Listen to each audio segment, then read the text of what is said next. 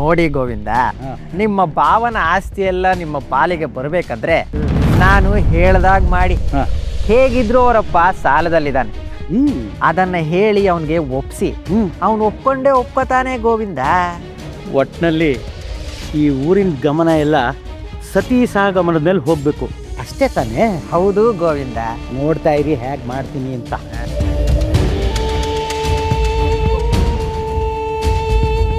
ನೋಡ್ರಪ್ಪ, ಊರಿನ ಹಿರಿಯರೇ, ನಮ್ಮ ಭಾವ ಈಗಲೂ ಆಗಲೂ ಅಂತ ಇದ್ದಾರೆ. ವೈದ್ಯರು ಬಂದು ಪರೀಕ್ಷೆ ಮಾಡಿದ್ರು, ನಾಡಿ ನೋಡಿ ನಾಡಿ ಇದೆ, ಮಿಡಿತದ ಬಗ್ಗೆ ಅನುಮಾನ ಅಂತ ಹೇಳಿದ್ರು.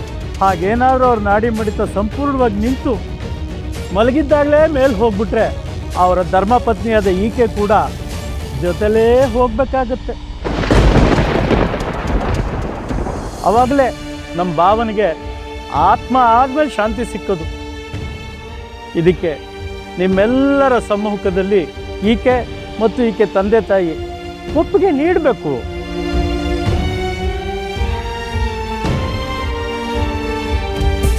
ಏನಮ್ಮ, ಒಪ್ಪಿಗೆ ಅಂತ ಹೇಳ್ಬಿಡಮ್ಮ.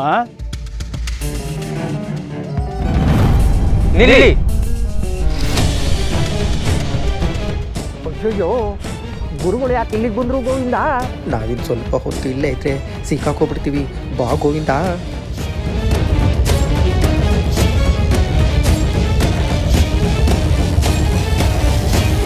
ಏನಿದು ಘೋರ? ಏನು ಮಾಡ್ತಾ ಇದ್ದೀರಾ ನೀವು? ಹೊಸದಾಗಿ ನಾವೇನೂ ಮಾಡ್ತಾ ಇಲ್ಲ ಗುರುಗಳೇ. ನಮ್ಮ ಭಾವ ಹೋಗೋ ಸ್ಥಿತಿನಲ್ಲಿದ್ದಾರೆ.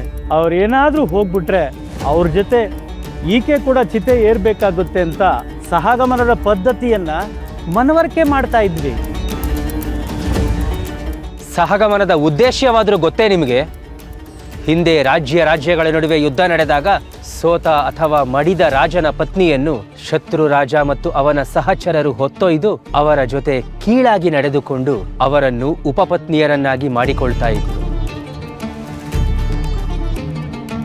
ಸೋತ ಸೈನಿಕರ ಮನೆಗಳನ್ನು ಕೊಳ್ಳೆ ಹೊಡೆದು ಅವರ ಮಡದಿ ಮಕ್ಕಳನ್ನು ಕ್ರೂರವಾಗಿ ಹಿಂಸಿಸುತ್ತಿದ್ದರು. ಆ ಕಾರಣದಿಂದ ಅದನ್ನು ಎದುರಿಸಲು ಸಿದ್ಧರಿಲ್ಲದ ಆ ಮೃದು ಹೆಣ್ಣು ಮಕ್ಕಳು ಸತ್ತ ಪತಿಯೊಡನೆ ತಾವು ಆ ಅಗ್ನಿಗೆ ಹಾರಿ ಆತ್ಮಹತ್ಯೆಯನ್ನು ಮಾಡಿಕೊಳ್ತಾ ಇದ್ರು.